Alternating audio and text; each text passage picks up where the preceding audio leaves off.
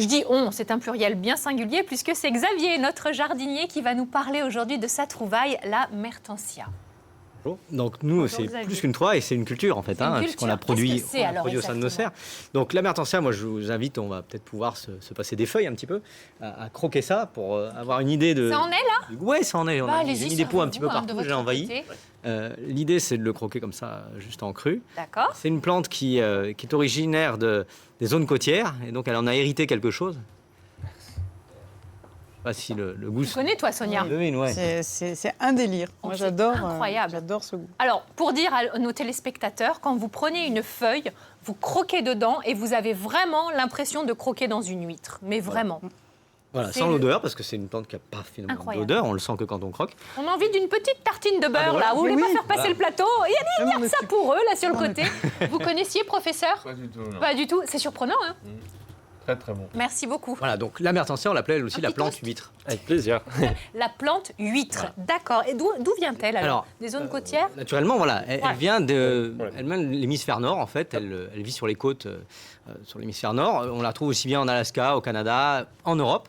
Et en fait, elle était très présente sur les côtes normandes jusqu'à sa disparition dans les années 30. Elle a tout simplement pas survécu à une surcueillette, puisqu'elle a été à la mode bien avant aujourd'hui. Elle a été très à la mode et elle a été récoltée. Maintenant, on sait la cultiver, donc ça permet de la diffuser sans la massacrer.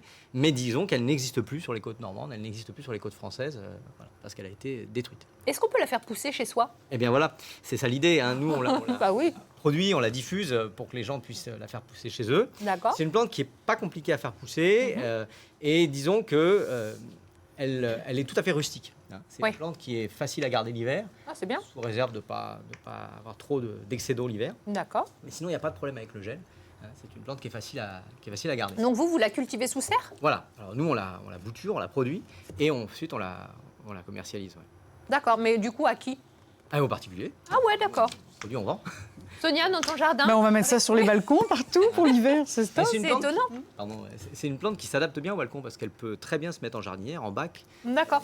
Là, on a deux formats quand même. Ça grandit jusqu'à quelle proportion? Alors ça, c'est des boutures de l'année. Ça, c'était pour un petit peu montrer aux gens comment ça se fait. En fait, tout simplement, nous, on va couper une tête dans nos serres. On va couper une petite tête comme ça. Oui, et à partir de cette tête-là, on va pouvoir reproduire un plant.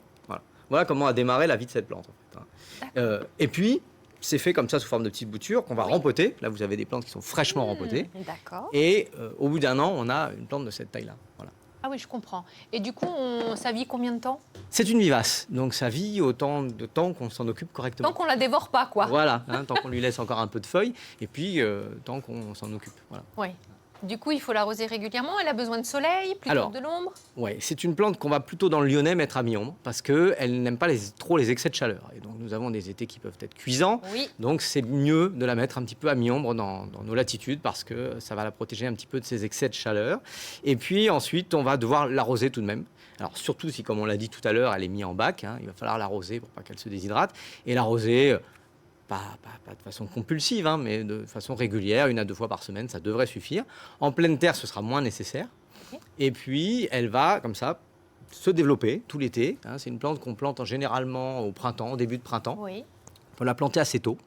Et puis, elle va se développer tout l'été. On va commencer à prélever dès que la plante est suffisamment forte. Là, par exemple, c'est des plantes, il faudrait leur laisser 2-3 mois avant de prélever quand elles sont de cette taille-là. D'accord. Et une fois qu'elle est suffisamment forte, on commence à prélever et on peut se régaler tout l'été, quoi. Ben c'est ça, Sonia. C'est joli, en plus, elle a des fleurs magnifiques. Ça fait des fleurs. Je vois défiler les images. C'est joli. Tu oserais, toi, faire une salade complète de...